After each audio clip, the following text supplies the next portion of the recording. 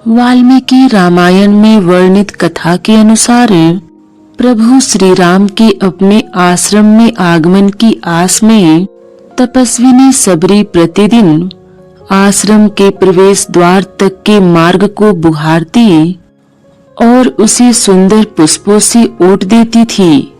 प्रभु श्री राम के स्वागत के लिए प्रतिदिन ताजे पके कंद फल मूल का संग्रह करती। सबरी का प्रभु श्री राम के प्रति यह प्रेम और समर्पण सफल हुआ और एक दिन प्रभु श्री राम लक्ष्मण के साथ उनके आश्रम में पधारे। जो गति योगियों को भी दुर्लभ है वह सबरी को प्राप्त हो गई। विभिन्न पुराणों में भगवान के मंदिर की साफ सफाई करने का महत्व विभिन्न प्रकार के यज्ञ जप और अनुष्ठानों के बराबर माना गया है।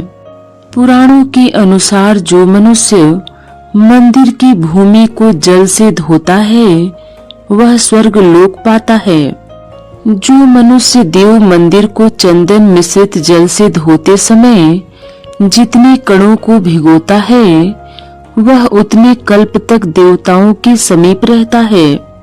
इसी प्रकार जो मनुष्य मंदिर में साफ सफाई कर गेरू खड़िया आदि विभिन्न प्रकार के द्रव्यों से स्वास्तिक आदि चिन्ह बनाता है वह अनंत पुण्य का भागी होता है। यदि मंदिर की सफाई करते समय मनुष्य प्राण त्याग करता है तो वह सीधे ब्रह्मलोक को जाता है।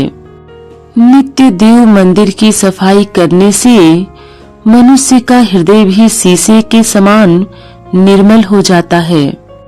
मुख पर प्रसन्नता और ओज छा जाता है। वह मनुष्य दीर्घायु होता है और सभी प्रकार के सौभाग्य प्राप्त करता है। यद्यपि मंदिर की साफ सफाई करने में मनुष्य को शारीरिक कष्ट होता है परंतु इसे कष्ट न समझकर तप रूप मानना चाहिए। मनुष्य को जो छोटा सा जीवन मिला है उसका कुछ समय भगवत सेवा कार्य में अवश्य लगाना चाहिए। भगवान को संबंध निभाना बहुत अच्छे से आता है। अगर हम भगवान से चाकर का संबंध भी रखें तो उसमें कोई घाटे का सौदा नहीं है। कहते हैं कि राजरानी मीरा स्वयं रात्रि के 3 बजे उठकर अपने भगवान का मंदिर साफ करती थी।